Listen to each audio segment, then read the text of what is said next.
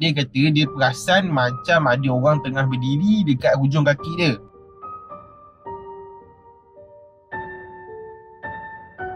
Okey, baik. Assalamualaikum warahmatullahi wabarakatuh dan selamat kembali semula ke channel Farhan Jamal.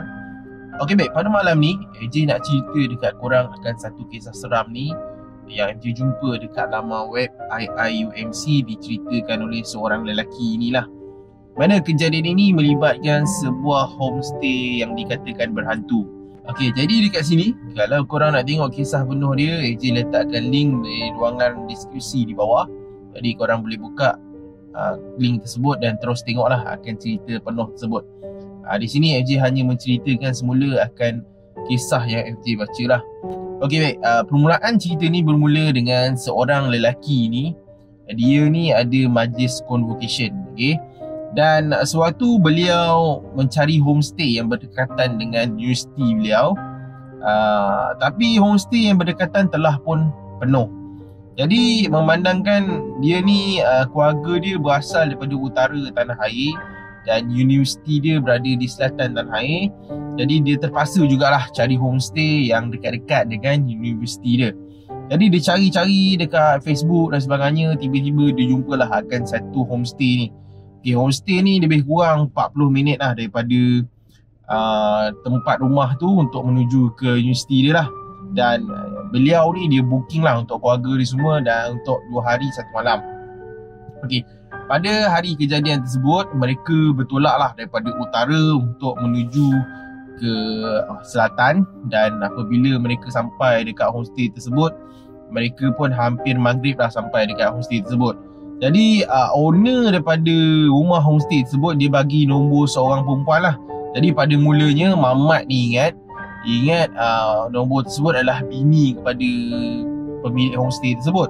Tapi rupanya apabila mereka telah sampai, rupanya nombor tersebut adalah nombor jiran homestay tersebut lah yang menguruskan akan rumah tersebut.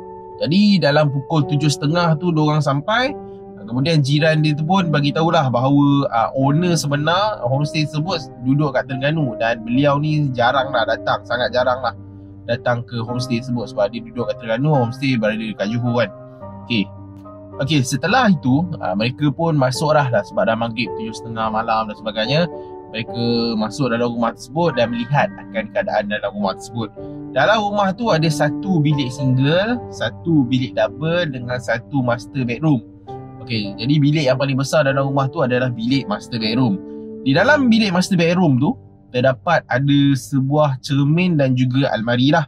Okay, basic lah, ada katil kan dan sebagainya. Jadi lepas tu ada katil dekat sebelah cermin almari tu, di mana kalau baring dekat atas katil tu, kalau mengiring ke kanan akan nampak cermin almari tu lah. Okay, bila mengiring tak tidur ke kanan akan nampak cermin almari tu. Okay, jadi diorang pun masuk dalam rumah tersebut, kemas-kemas dan sebagainya, makan, kemudian lepas tu diorang pun solat. Jadi pada malam kejadian, iaitu waktu lepas isyak, yang lelaki ni bersama dengan abang ngah dia, diorang ni nak keluar daripada rumah tersebut lah. Sebab diorang nak pergi ambil jubah konvo dekat rumah kawan dia. Jadi yang tinggal dekat rumah tersebut, yang lelaki tinggal ayah diorang je lah. Tapi sebabkan memandangkan ayah dia dah tua dan sebagainya, jadi ayah dia nak tidur berehat lah. Jadi yang keluar, semua lelaki keluar melainkan ayah dia saja. Tapi ayah dia dah tua, ayah dia nak tidur, nak rehat. Jadi tinggal adik-beradik dia yang perempuan dan juga mak dia dekat rumah tersebut. Jadi semasa dia orang keluar, maksudnya dia dengan abang dia keluar, berlaku beberapa kejadian pelik lah dekat rumah tersebut. Jadi cerita dia bermula macam ni. Apabila diorang sampai balik dekat homestay tersebut setelah ambil jubah konvo, adik dia terus bagi tahu dekat beliau bahawa kejadian yang berlaku semasa lelaki ni dengan abang dia keluar. Jadi adik dia cerita masa diorang keluar tu, diorang dengar ada macam bunyi pipe dibuka. Kemudian dengar macam ada orang tengah mandi dekat dalam bilik air. Jadi diorang pun rasa seram sebab dalam rumah tu semuanya perempuan, yang ayah diorang dah tidur, dah rehat kan. Jadi adik dia cerita lagi, waktu dia dengan mak dia duduk dekat dalam master bedroom tu, tengah baring-baring dan sebagainya sebab keletihan, diorang rasa macam ada sesuatu dekat belakang tirai, maksudnya belakang langsir, dan rasa seperti diperhatikan waktu duduk dekat master bedroom tu. Jadi memandangkan diorang rasa macam pelik sangat kan, diorang pun ambil keputusan untuk keluarlah daripada bilik tersebut dan duduk dekat ruang tamu. Jadi memang dia perasan waktu dia balik tu dia nampak kakak dia dengan mak dia sedang baring dekat kawasan ruang tamu tu lah. Tak tidur dekat ataupun tak baring dekat dalam master bedroom tu. Sebab diorang tak berani kerana kejadian yang berlaku lah. Jadi ayah dia tidur kat bilik lain, diorang tak nak kacau sebab ayah dia mungkin dah tua, dah penat dan sebagainya. Dan selepas itu dia pun bila dengar adik dia cerita macam tu, dia pun masuk kat dalam bedroom tu pun dia rasa macam aura yang lain macam. Kemudian dia cepat-cepat pergi ambil tilam dan sebagainya. Dia pun bawa keluar dan dia nak tidur kat luar sebab dia kata dia macam tak berapa berani sangat nak tidur dalam bilik tersebut lah. Jadi lepas adik dia cerita tu, okay, abang ngah dia tadi yang drive bawa dia semua, mungkin sebab dah letih memandu daripada utara, lepas tu keluar pula teman adik dia pergi ambil jual combo tadi kan. Jadi abang ngah dia ni memang sebab dah penat dah sangat dan sebagainya, terus baring dekat dalam master bedroom tu, kemudian terus tidur. So bila abang dia terus tidur tu, dia pun rasa macam abang dia ni macam selamba je kan, macam tak ada apa-apa je. So mungkin dia pun biar je lah. Jadi keesokan harinya, diorang pun keluar lah daripada rumah tersebut, check out sebab diorang 2 hari 1 malam saja. Diorang dah tidur 1 malam. Jadi esoknya check out, bagi majlis konvo, diorang tak cerita pun akan kisah yang berlaku tu lah. Okay, diorang tak cerita kisah yang berlaku tu. Kemudian habis pada majlis konvo sebab diorang pun nak happy-happy dan sebagainya. Jadi bila sampai dekat kampung, apabila diorang balik dah ke utara dan sebagainya, bila sampai kat kampung, barulah masing-masing buka cerita masing-masing. Di mana pada malam tersebut, gangguan yang paling teruk kacau adalah abang ngah dia yang tidur dekat master bedroom tu dengan mak dia. Tapi dalam kisah ni diceritakan tentang gangguan yang dialami oleh abang ngah dia yang tidur dalam bilik tersebut lah. Jadi pada masa abang dia tidur pada malam tersebut, okay, abang dia tidur selamba lah sebab mungkin dah penat dan sebagainya. Jadi pada pukul 3 ataupun 4 pagi, dia terbangun sebab dia kata dia perasan macam ada orang tengah berdiri dekat hujung kaki dia. Pada mulanya dia ingatkan adik dia yang lelaki ni lah kan, dia ingat adik lelaki dia masuk dan sebagainya. Tapi apabila abang dia buka mata betul-betul, abang dia tengok tidak ada orang dekat depan dia lah. Maksudnya tak ada orang langsung. Bila dia buka mata betul-betul, tengok tak ada orang. So bila abang dia tengok keadaan macam tu, abang dia pun mengiring ke arah ke kanan, iaitu mengiring ke arah cermin tersebut dan cuba untuk tidur kembali lah. Jadi apabila dia nak tutup mata tu, dikatakan bahawa beliau ternampak, yang abang ngah dia ni ternampak akan kain putih yang sedang berdiri dekat hadapan dia. Kemudian dia perasan macam kain putih tu ada rambut panjang sampai ke lantai. Cerita ni memang seram lah. Kemudian waktu bila abang dia nampak keadaan dia macam tu, abang dia macam tengah mengiring ke kanan kan, tengok ada orang perempuan tengah berdiri kat depan dia. Dia pun cubalah mengiring ke kiri. Maksudnya dia nampak kejadian tu, dia pun mengiringlah ke kiri, buat tak tahu kan. Jadi apabila dia mengiring ke kiri tu, dia perasan macam benda tu merangkak atas katil dia. Maksudnya dia kan membelakangi akan penampakan tersebut. Jadi bila dia baring tu, dia rasa macam ada benda merangkak ke atas badan dia macam tu lah. Lepas tu bila dah berlaku kejadian tersebut, dia cepat-cepat bangun dan abang ngah dia tak cukup tidur pada malam tu. Dia tak pastilah sama ada abang ngah dia ni bangun keluar daripada bilik tersebut ataupun terus bangun ke apa ke. Dia tak pasti keadaan dia sebab dia cerita macam itu saja. Kemudian apabila dia dah berlaku kejadian tersebut, masa nak keluar tu, adik dia pun rajin lah ambil gambar dan sebagainya. Ambil gambar setiap bilik dalam rumah tu, mungkin nak buat review kot kan, berkaitan dengan komen ke apa ke tentang rumah tersebut. Dia ambil setiap bilik, gambar setiap bilik pun dia ambil. Kemudian bila diorang perhatikan balik dalam gambar tersebut, dalam gambar waktu diorang ambil kat dalam master bedroom tu, didapati bahawa macam rasa macam aura ataupun gelap lah keadaan bilik tersebut. Maksudnya bukan macam bilik yang lain. Bilik yang lain diorang nampak biasa, tapi bila bilik master bedroom tu rasa macam lain macam lah. Jadi pada tengah hari tu, waktu diorang check out, diorang pulangkan kunci pada jiran dia. Lepas tu jiran tu pun kata nanti tengah hari akan ada satu family lagi yang akan masuk. Jadi bila berlaku kejadian macam tu, dia pun harap agar family yang masuk selepas diorang tu menikmati akan pengalaman indah di dalam rumah tersebut. Jadi cerita tu habis di situ saja. Okey, berkaitan dengan kisah seram ini, dia baca lebih kurang dia macam ni lah. Dia ni ada majlis konvo dekat selatan tanah air. Dia tak pasti universiti mana, tapi dekat selatan tanah air ni, kalau tak silap je, tak banyak universiti yang ada. Tambah untuk convocation, maksudnya universiti tersebut adalah universiti yang induk lah, sama ada UTHM ataupun UTM. Kalau tak silap AJ lah, sama ada UTM ataupun UTHM.